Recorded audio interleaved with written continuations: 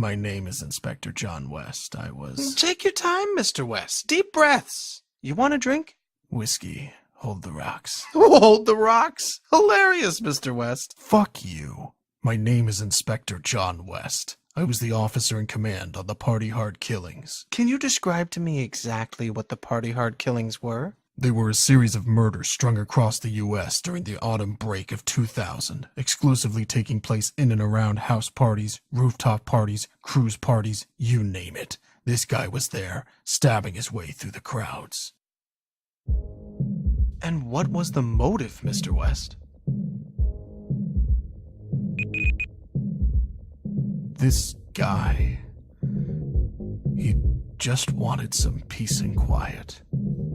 Maybe you should start from the beginning, Inspector. It might give us a better idea of where this all went so wrong.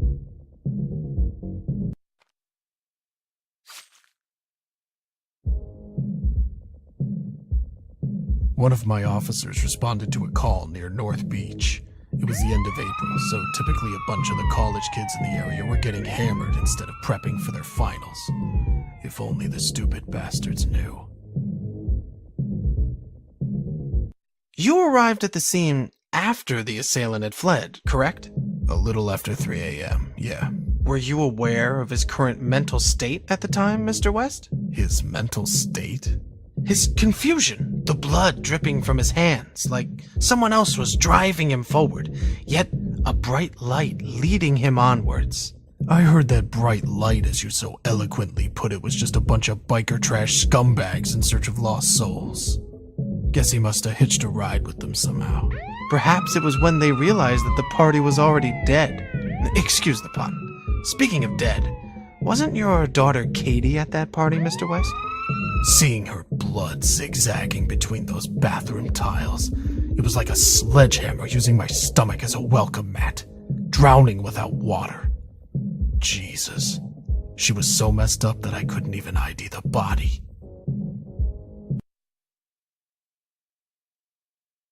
They took me off the case after what happened with Katie. But let's just say it was keeping up to speed by other means. Once the ranch massacre happened, my colleagues were more than happy to unofficially keep me informed. It seemed obvious to me that this was just the beginning, and I had Las Vegas down as one of the contenders for the next attack. Of course, the problem is that Las Vegas is one hell of a landmass to keep a watchful eye over. The kicker is that he was spotted leaving the scene on a shuttle bus. A goddamn bus! So you're saying the perpetrator was calm, even after what he'd just done? I'm saying this guy was a fucking psycho. Please, Mr. West, try to stay professional. You're a funny guy. Either way, still don't know how he evaded the entire police force descending down on him. It was like the devil was on his side.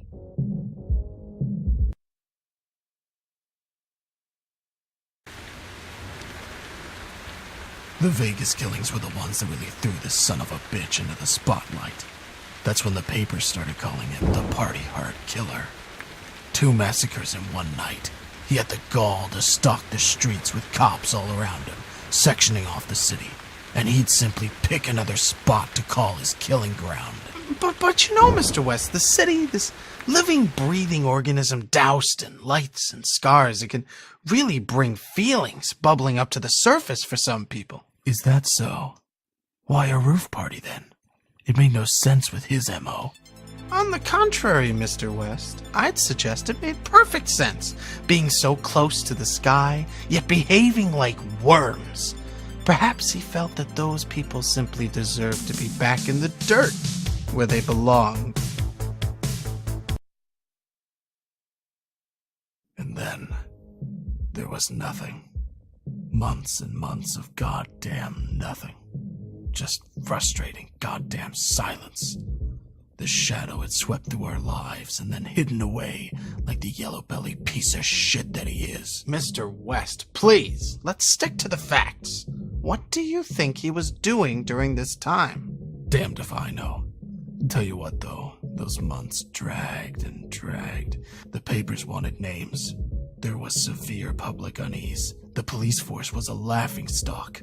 You'd never guess that one single sicko could rip this country apart so badly. And then one day, out in the desert, there was an encounter. What kind of encounter? A guy driving late one night told us he nearly hit this guy who stepped out in the middle of the road. Apparently, he didn't say much, although the driver was in shock, as you'd expect. He sort of just threw a flyer at the guy's feet. Said he needed help. Needed help? What kind of help? Said he needed a ride to a party on a boat.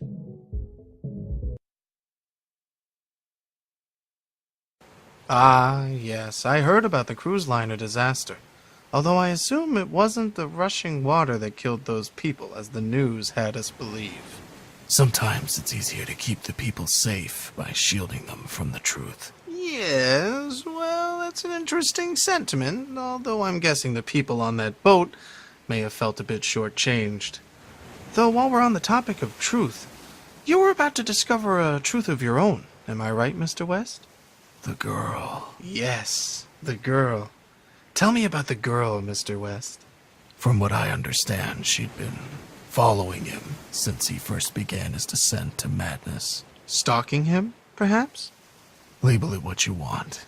Seems like she was a fan of his work. Wanted to study his methods, as sick as it sounds. She was always a troubled child. You seem to be well acquainted with our newly found heroine, Mr. West. And you know exactly why, you son of a bitch. It was Katie. It was my daughter. I didn't catch them in Miami. I didn't even visit the scene. Why was that, Mr. West? Tired, I guess. I'd been chasing this nut job for months by that point. And now that Katie was confirmed to be in his company, it was a lot for one man to take in. How did you think Katie was involved, Mr. West? She was always one to be driven by danger, correct? It's a strange, fucked up situation you're in if you're hoping, praying that your own daughter had been snatched away by a madman. It was better than the alternatives. It must have crossed your mind that Katie was, in fact, the killer all along? It would have been clever, really. Faking her own death to escape an abusive father. How was your relationship with your daughter, Mr. West? God damn you. God fucking damn you.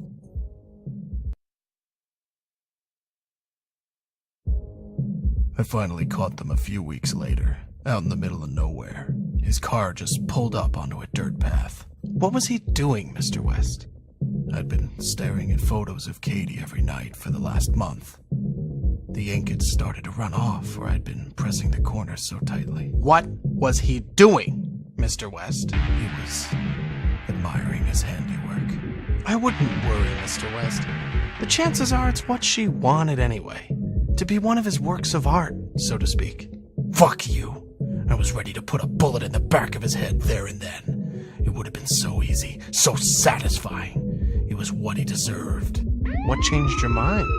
I'm a cop, Darius. The American people rely on figures like myself to uphold the law. Killing him would have made us one and the same. How very noble of you, John. Once again, fuck you. But you know, the world has a funny way of showing gratitude for such selfless acts. I assume you're referring to the blinding light that apparently engulfed your car. I still have no idea what it was, or what caused it. I guess this terror of darkness has somehow found a friend in the light. And of course, when I came to, I found my car had made a strong connection with rather incompatible foliage. Worse still, my back seat was devoid of serial killers.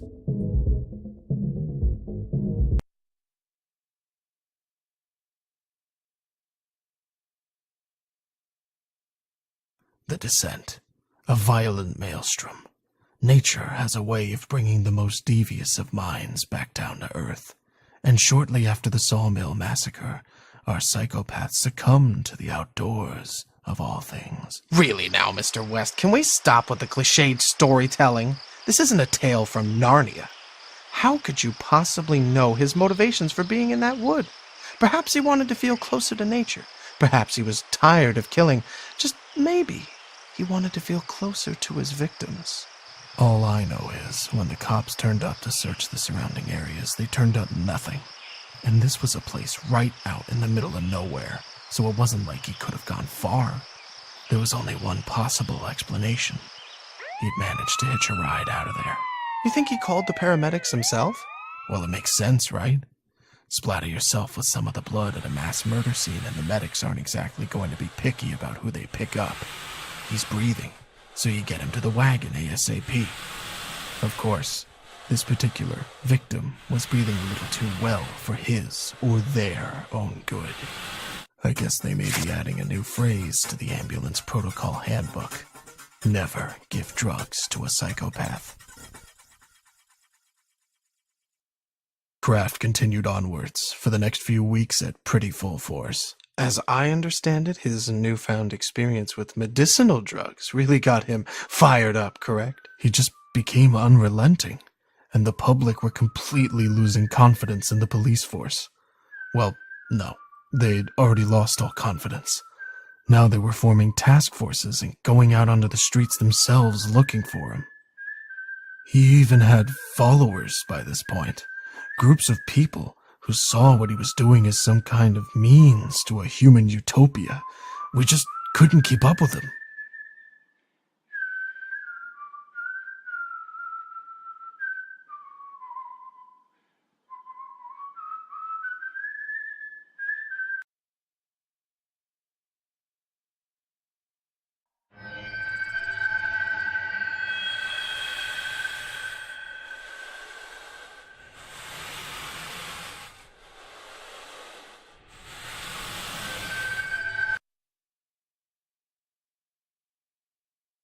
We're getting close to the end of the story. Isn't that right, John? A bunch of his avid followers, his so-called party harders, were said to be holding a party down in the San Francisco subway after hours. And you heard about the party just in time to catch him. Is that correct? That's what I was hoping. What was your plan exactly? The last time you encountered this man, it didn't exactly swing in your favor. I knew exactly what I had to do. It was plain and simple. He had to be stopped.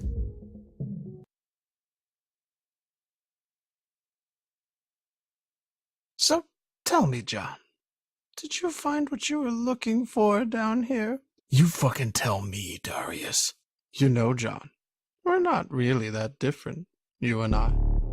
You can make out like you're the heart of gold and I'm the malicious prick here, but you never really tried to stop me, did you? You say that like I had a choice. You always had a choice, John. You know that. You're not weak.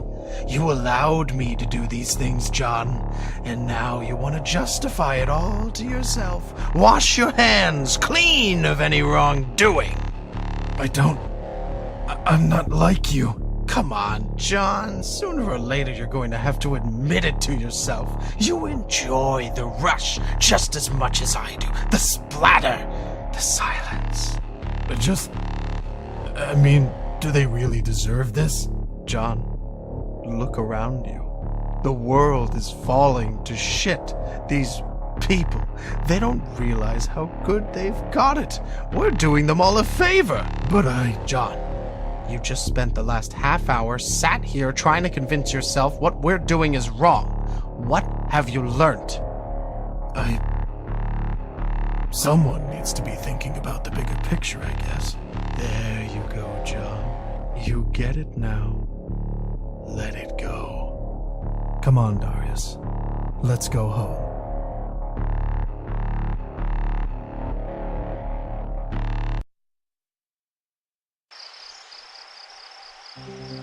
It's easier to sleep within the darkness when your soul is darker than night. 10 years have passed. 10 years. The demons inside me are still strong. There are moments when the beast is especially dangerous. Should you disturb his peace, he'll show you his true hideous face. The worst thing for a human being is a delusional mind. It has no shame or morals. You stop caring about other beings and take over their space. How many times did I wander this path? And how many times did I try to avoid it? Should the beast show his claws, he instantly gets fed with lies and promises. From the tales of the scum, it's clear that the city is terminally ill. It It needs cleansing.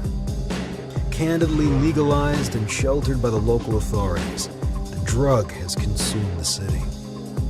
This time, I will be smarter. I will strike this evil into its heart.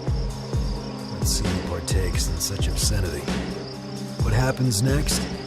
The beast will decide.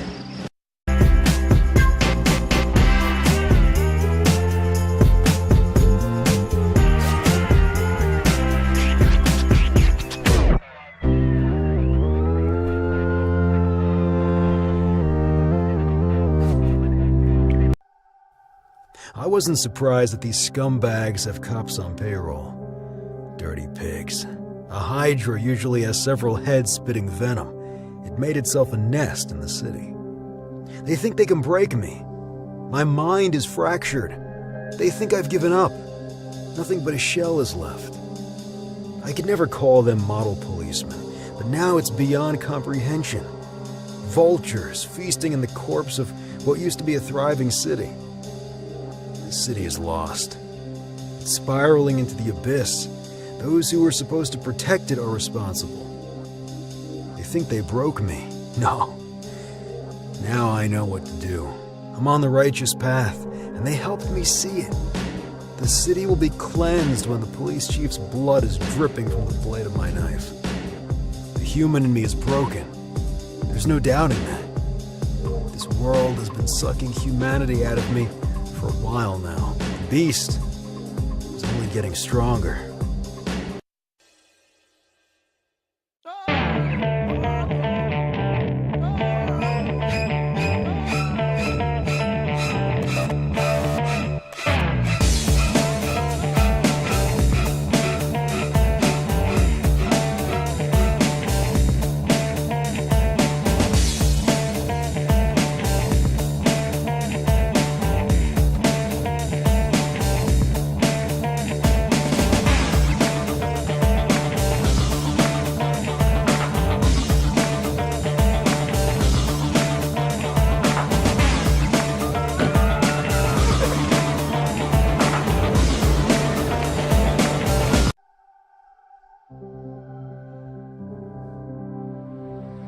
Fine example of greed and betrayal.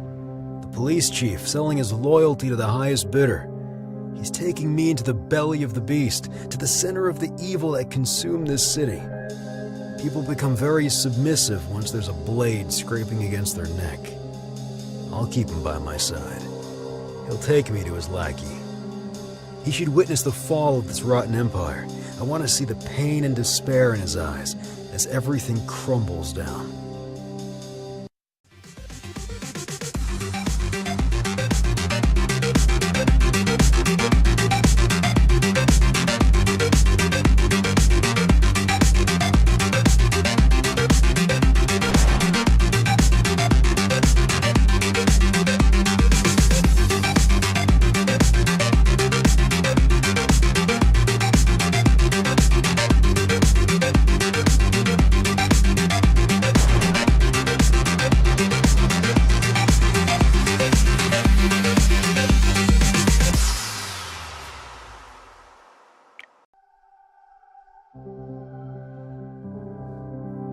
I made a misstep. The rage blinded my judgment, and I couldn't see the lies in the cop's voice. My rage has failed me. This is my fault. Is this where it ends? A new order that favors demons and escalates them to power, built on broken lives? I can't leave this world just yet. There are things to do. Justice requires sacrifice. The hearts of my kidnappers can't beat longer than my own.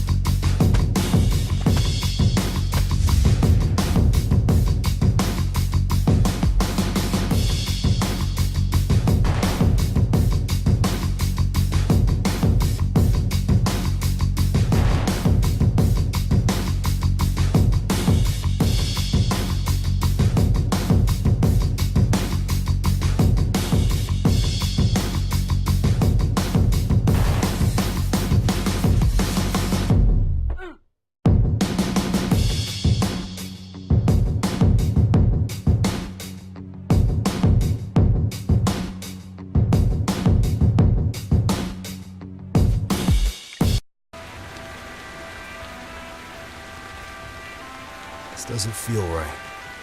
I don't feel satisfied. One of the corrupted heads of this city is dead. But who's to say the poison didn't get deeper? There will always be someone who thinks they own you. Their followers will corrupt and poison everything that lives. Poison their humanity. I can't do this any longer. It's time to break the cycle.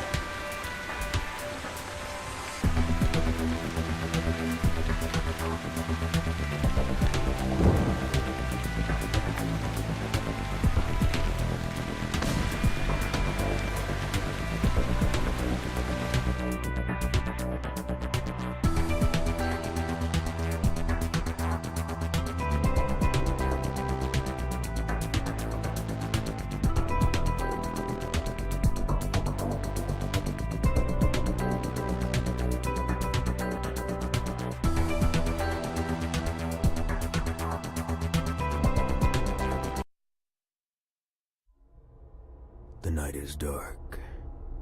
The dark is quiet. But a full moon came, and here they are. The old castle, this dwelling for those ancient creatures, is cursed. Under the moonlight, they awoke. A celebration is coming, though dreadful things would happen next.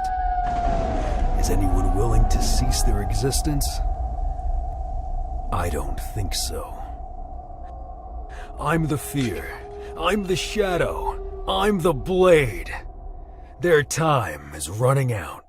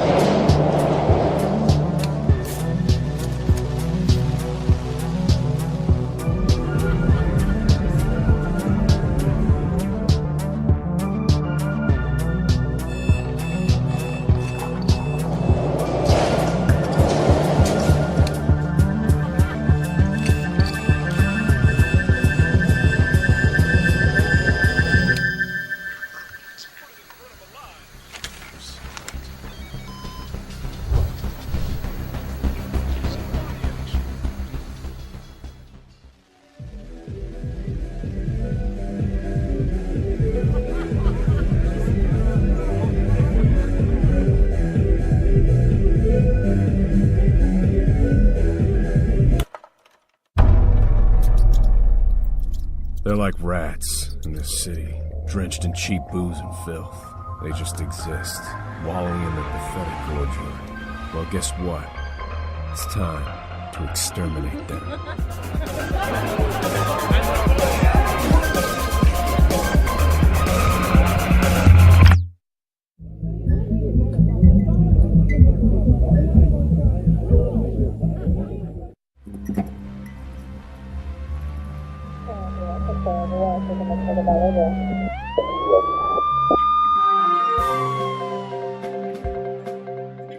Chaos in an underground nightclub. People killed. The police suspect a man known as the Party Hard Killer. Dr. McBride, why didn't your therapy help him? My client Darius is insane. He needs psychiatric help. I did everything I could as a therapist. This was only the beginning for the masked killer. Shortly afterward, he chose a new place to hunt. You're watching High Crime. Stay tuned.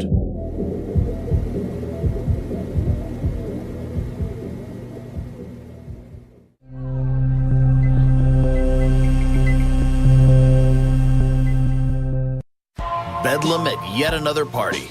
Why did he choose this place, Dr. McBride? The pharmaceutical company, APO Inc., from which my patient was recently fired, was throwing a company party there.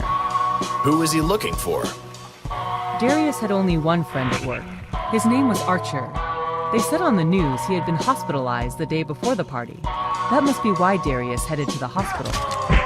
That night, the doctors at North Genesis Hospital were on strike, so party animals took the place over for their next shindig. If only they knew that, for many of them, it would be their last.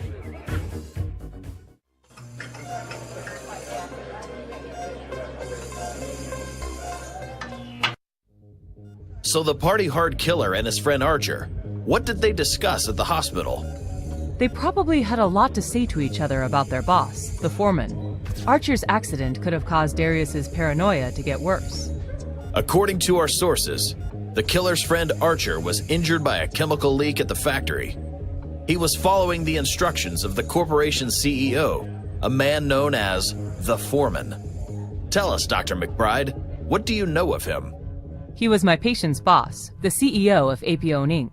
His real name is Frederick Ramirez. This could explain what he did next. After visiting the hospital, the party hard killer suddenly decided to hit the road, find his former boss, and meet him face to face. According to the police, the killer spent the night at a roadside motel, where he got a very unexpected visit.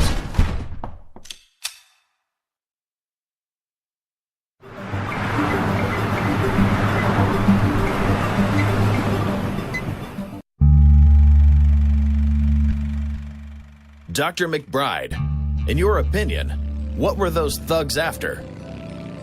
I suspect that Mr. Ramirez hired them to take my patient out. Well, the police sure looked foolish. A bunch of gangsters caught a serial killer the guardians of law and order had spent more than a decade looking for. Our correspondents in Fort Centone report that the bikers were planning to finish the party hard killer off. As the execution site, they chose an old amusement park they had taken over and turned into a hideout.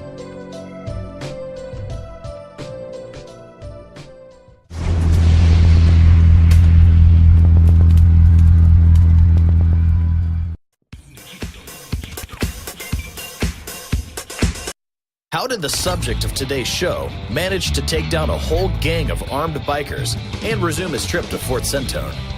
No one knows for sure, Dr. McBride. And yet, why didn't the foreman tell the police that his life was in danger? I believe the foreman wasn't just afraid of Darius's knife.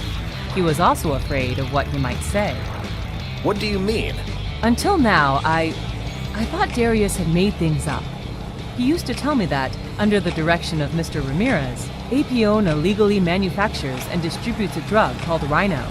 It's supposed to be more potent than almost any other narcotic known to science. That's unbelievable.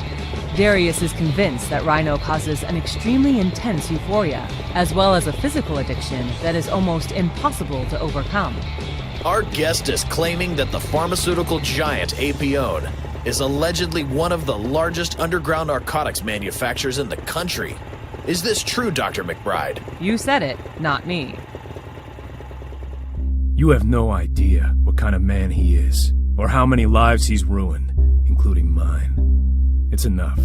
I need to meet with him.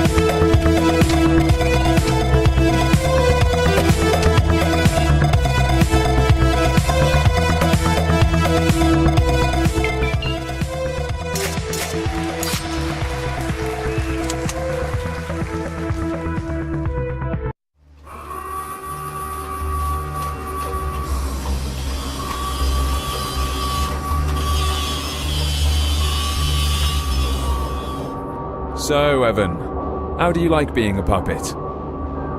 Evan? What are you talking about, Freddy? It's me, Darius. Has that white crap finally turned your brain to mush? You turned my life to shit. There's no room for loafers at my factory. Testing drugs was one of your responsibilities. Are you expecting me to apologize? You hooked me on that damn rhino of yours. People toil away 12 hours a day for you, and you ruin their lives with that goddamn drug. Listen, I think you'd better discuss your addiction with your therapist. She's the only one who tried to help me.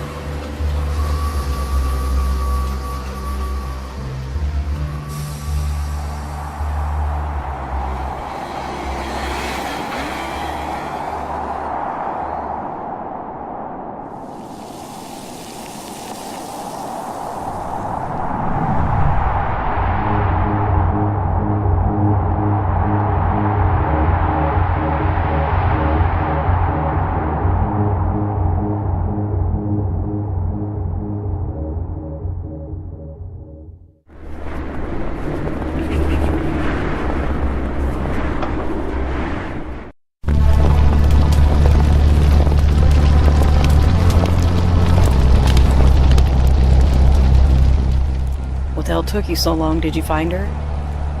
She isn't here. Crap, where are we going to go now? Her lab isn't too far from here. Come on, Morena, let's go. Don't rush me, baby bear. I can't stand it.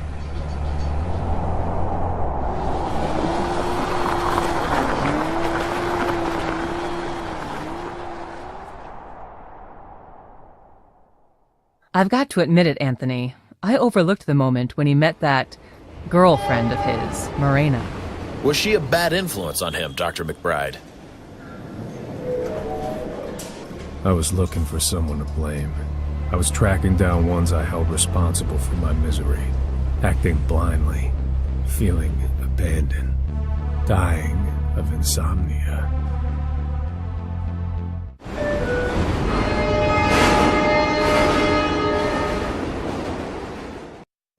I met her on the subway. She was wearing faded denim shorts, fishnets, and an eye patch. We stared at each other for quite a while. And then she said something strange to me. She said I smelled like violence. I asked what violence smelled like. She said, melon bubblegum.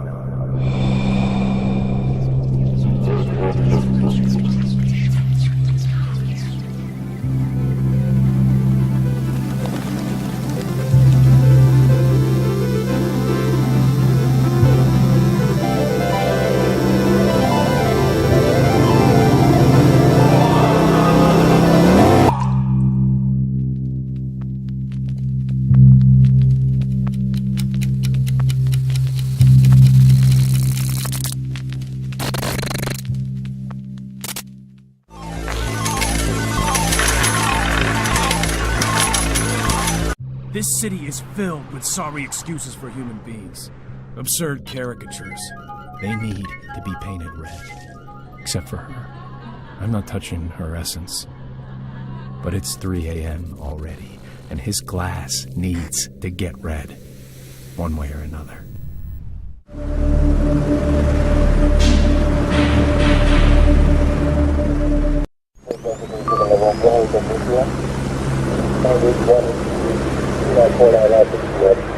What have you done, baby bear? Oh my god.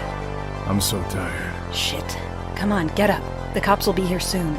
Why won't they let me sleep, Mar? You need help, baby bear. I found someone who can help you. Come on.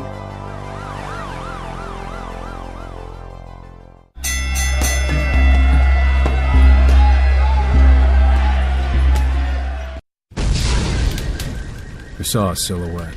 There was a hooded man sitting motionless in an alley. I had no idea why we were walking up to some bum, but suddenly Morena said the name Darius, and I realized she was talking to the bum. and then he spoke. He said his name was John West, and he was also Deloise McBride's patient.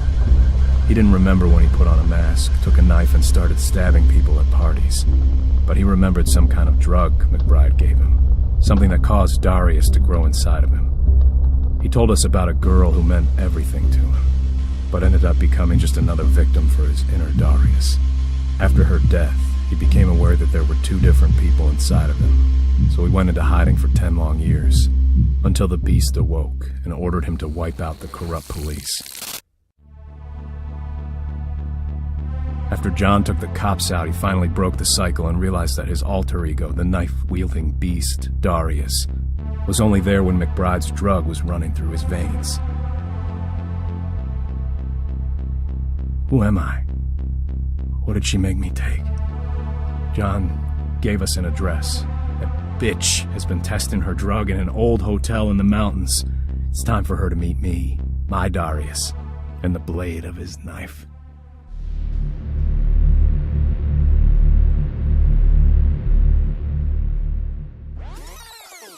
What the hell took you so long? Did you find her?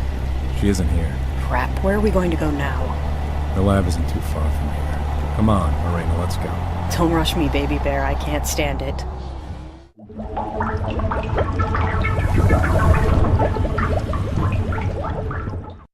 Welcome back to High Crimes. I'm Anthony Adams. Today we're talking about the Party Hard Killer. After his latest killing spree, the state police are desperately trying to figure out where the killer will strike next. What do you think, Dr. McBride? Where is he headed? Listen, how much longer do we have? What? I have to go. Sorry. Are you serious? This is a live broadcast. My plans have changed. I'm sorry, but I have to go. Thank you, everyone. Tell them who the pale gentleman is. Hello, Evan. Listen, I know that you have the resources to deal with your rage. And you've got the human resources to eliminate your enemies in the drug business. Evan, you need to calm down. Evan, is it? Why not Darius? I made you forget about your miserable past. You ought to thank me for that. No matter what you might have found in the lab, it's useless against me. This all runs deeper than you think, weakling. No deeper than my knife in your flesh. If I tell you to stop, you will. Darius, drop the knife. Now. No. Your damn show doesn't have a proper ending yet.